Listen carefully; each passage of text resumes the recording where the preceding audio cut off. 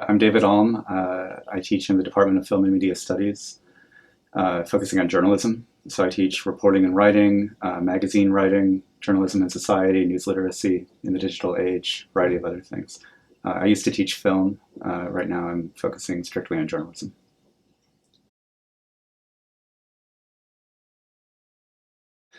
Today I talked about a project that I developed with my students last fall of 2015, called The Bridge, which is an online magazine of all student writing. And it was one group, it was a magazine writing class, and there were, I want to say, 15 women in the class. It was all women, which was very interesting.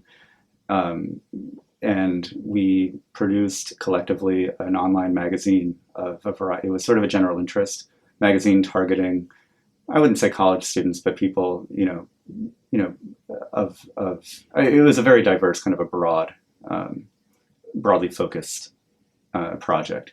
But it had all of the different departments that you would expect of an online magazine. It had a reviews, critics section. It had a feature well. It had profiles. It had some kind of slice of New York life observation pieces, and it was a semester-long project. So pretty much everything that the students in the class wrote for the semester was a viable article that might be published on this website. So then on the last day of class, we actually collectively published. So we went live on the last day of class, which was our sort of, last day slash publishing party, I would say, launch party. I mean, I think that it affects students and faculty equally in a lot of ways, or it affects them in the same way, which is to create a shared purpose in the classroom, and not only a shared purpose, but a real life purpose. I'm a big believer that the classroom, especially in a journalism context, needs to have real world application, and not just real world application, but needs to be the real world. I take issue with the idea that there's the real world and then there's the academic world. And to me, the academic world is part of the real world, but it's also a laboratory.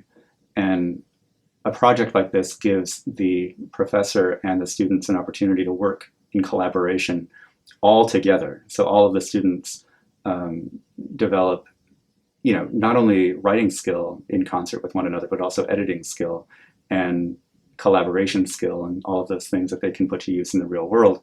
And as the professor, I'm benefiting as well from the opportunity to work with them and develop the idea with them. And there's a lot of give and take. It's a lot of feedback both ways. I'm a facilitator. I'm by no means I'm by no means telling them what to do. I'm more helping them help each other work together.